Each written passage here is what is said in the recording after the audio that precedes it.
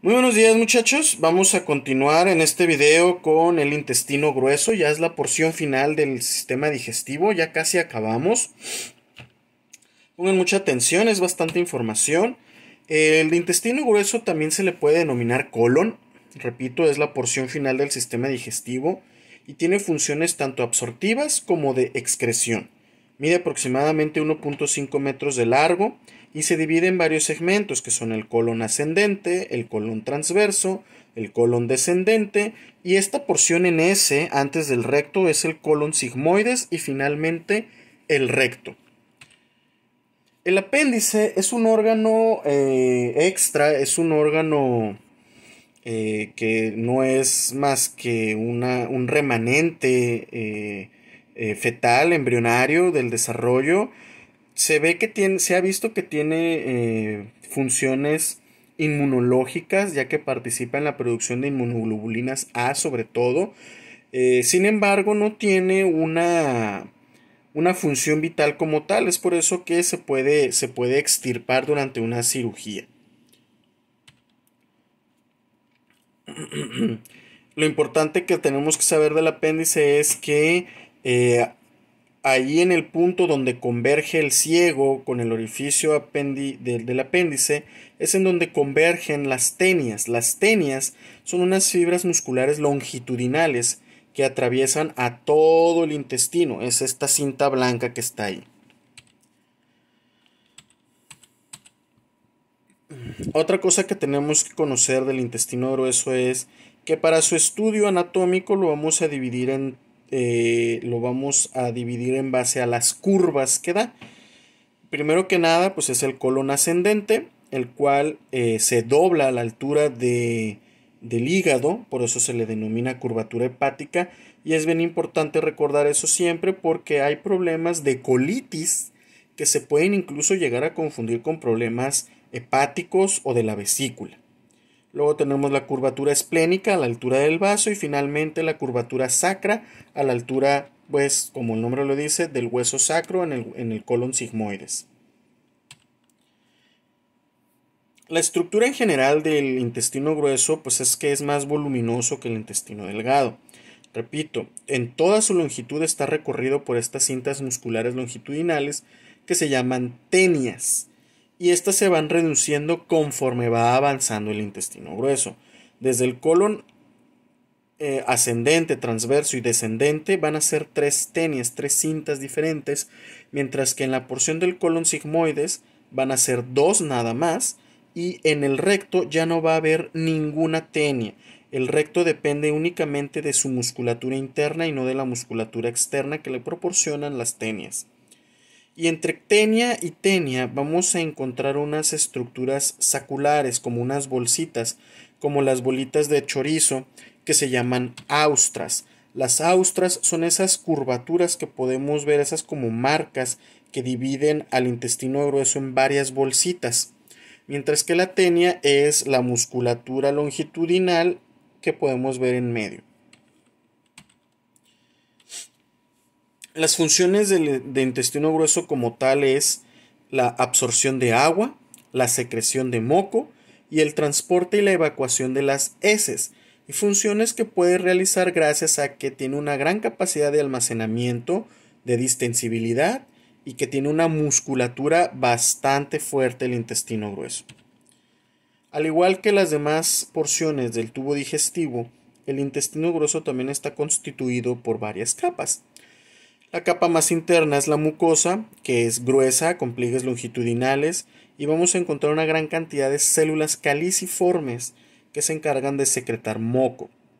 Luego está la submucosa, la capa muscular, que está constituida por una capa longitudinal y una capa circular, y la capa serosa, que está conectada con el peritoneo.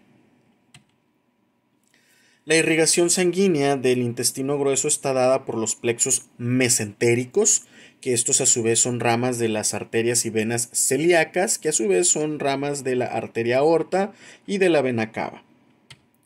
La inervación va a estar dada por las ramas del plexo celíaco, que es un plexo nervioso que se deriva de las raíces nerviosas de las vértebras torácicas de la 5 a la 12 y además hace interconexiones con las ramificaciones del plexo que genera las ramas del nervio vago. En el intestino grueso, aquí en el diagrama podemos ver que la mucosa del intestino grueso es muy similar, o las capas del intestino grueso son muy similares a las del intestino delgado. Sin embargo, en el intestino grueso ya no hay vellosidades. También contiene criptas de Lieberkühn, pero estas criptas carecen de vellosidades como en el intestino delgado. Ya no se secretan enzimas digestivas como se hacía en el intestino delgado gracias a las células de Paneth. Aquí ya nada más se produce moco, mucho moco gracias a las células caliciformes. Y este moco es muy importante, ya que contiene grandes cantidades de bicarbonato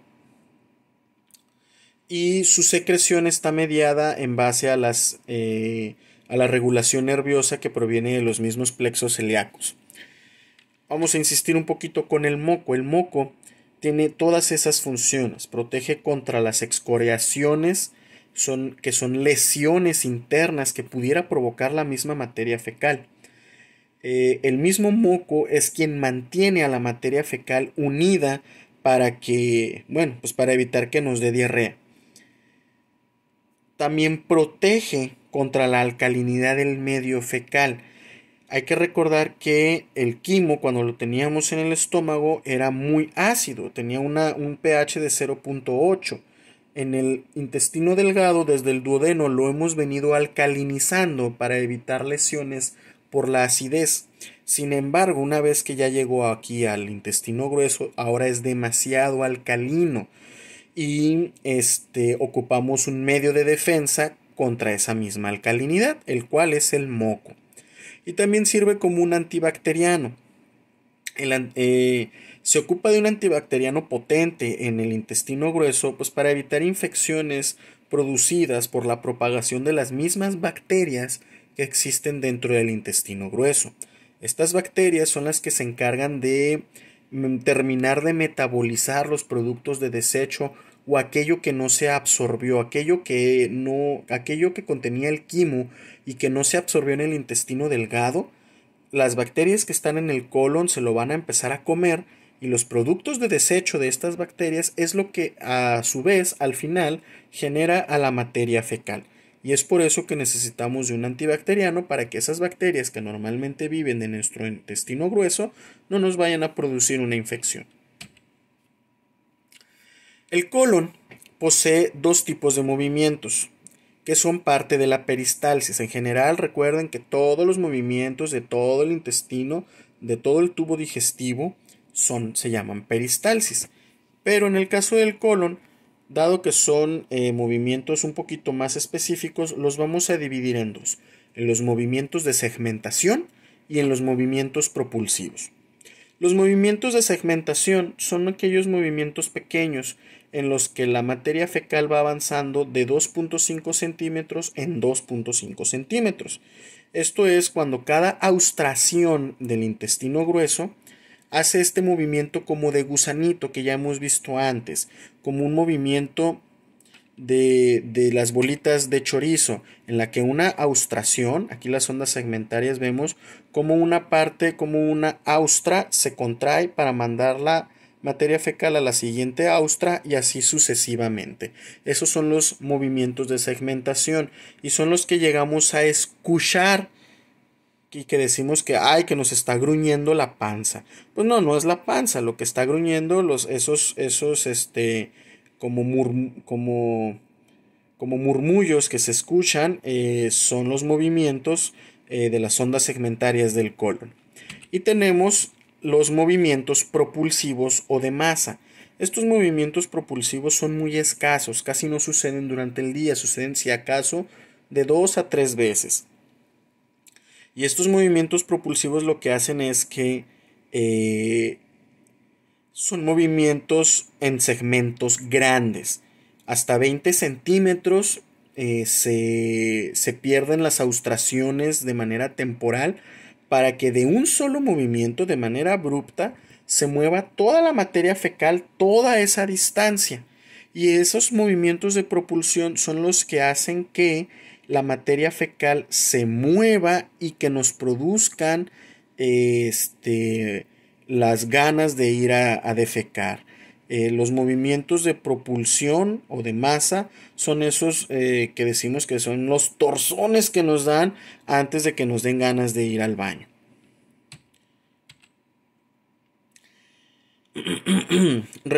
Como estábamos comentando antes, la principal función del intestino grueso es la absorción de líquido. Podemos ver cómo el quimo, una vez que entra a través de la válvula ileocecal, es en estado líquido y va avanzando a semilíquido, papilla, semiblanda, semisólido, hasta tener un aspecto y un estado completamente sólido, ya que en el intestino grueso ya se terminó de absorber toda el agua que faltaba, que es aproximadamente hasta 5 litros diarios. Al día van a pasar a través de la válvula ileocecal hasta 1,5 litros de quimo.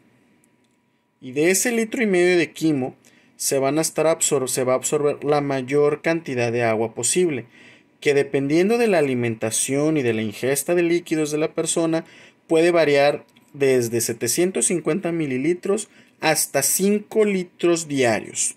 Y toda la totalidad de electrolitos que consumimos se absorben en el intestino grueso. ¿Los electrolitos cuáles son? El sodio, el potasio, el hierro, el magnesio, el cloro, etcétera, etcétera, etcétera. Todos esos que contiene el Gatorade y el Powerade. Y por eso la materia fecal, lo que expulsamos, ya solamente debe de contener aproximadamente 100 mililitros de agua, que es poco menos de media taza, y de 1 a 5 miliequivalentes de cloruro de sodio. O sea, menos de como la quinta parte de una cucharadita de sal. Es todo lo que contiene la materia fecal. Dependiendo, obviamente estas cantidades que acabamos de mencionar van a variar dependiendo de si estamos constipados, estreñidos o si tenemos una infección estomacal que nos dé diarrea. Normalmente, lo normal debe de ser que 75% de la materia fecal es agua y el otro 25% es sólido. En ese 25% sólido vamos a encontrar bacterias muertas, grasas de materia inorgánica, proteínas de desecho y productos no digeridos, llámese células epiteliales, algunos pigmentos, que es lo que le da el color a la materia fecal, o incluso alimentos mal masticados que no se pudieron digerir ni absorber y así como entraron, salieron. Un ejemplo bien clásico son los granitos de elote mal masticados. Del lado izquierdo de la pantalla podemos ver la escala de Bristol. La escala de Bristol es del 1 al 7, dependiendo de la cantidad que haya, dependiendo de la cantidad de agua que haya en la materia fecal. Desde muy dura, que sean bolitas muy duras de excremento, hasta pues la diarrea. El recto es la porción final del intestino grueso. Aquí en el recto, ya les repito, ya no vamos a encontrar a estas estructuras llamadas tenias. Y depende nada más de la musculatura propia del recto. Normalmente se encuentra vacío, pero con los movimientos de masa que se generan en el intestino grueso, la materia fecal va siendo empujada poco a poco hasta que lleguen al recto. Y una vez que llegan al recto, se va a despertar el reflejo de defecación. Dentro del recto vamos a encontrar dos tipos de esfínter, que es el esfínter anal interno y el esfínter anal externo, que ese ya es el ano como tal. Durante la defecación se despiertan dos reflejos, o más bien la defecación o el acto de la defecación está regulada por dos reflejos. El reflejo intrínseco, que está mediado por la musculatura propia interna de la pared del recto,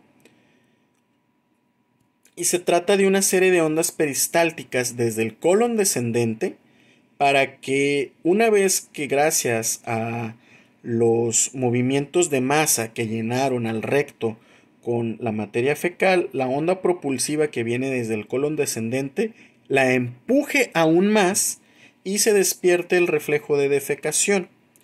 Y luego viene el reflejo parasimpático, en el cual intervienen los segmentos de los nervios sacros y los nervios pélvicos para que aumenten la intensidad de las ondas peristálticas iniciadas por el reflejo intrínseco. Eso en el caso sobre todo de que haya mucha materia fecal o que la persona sea estreñida.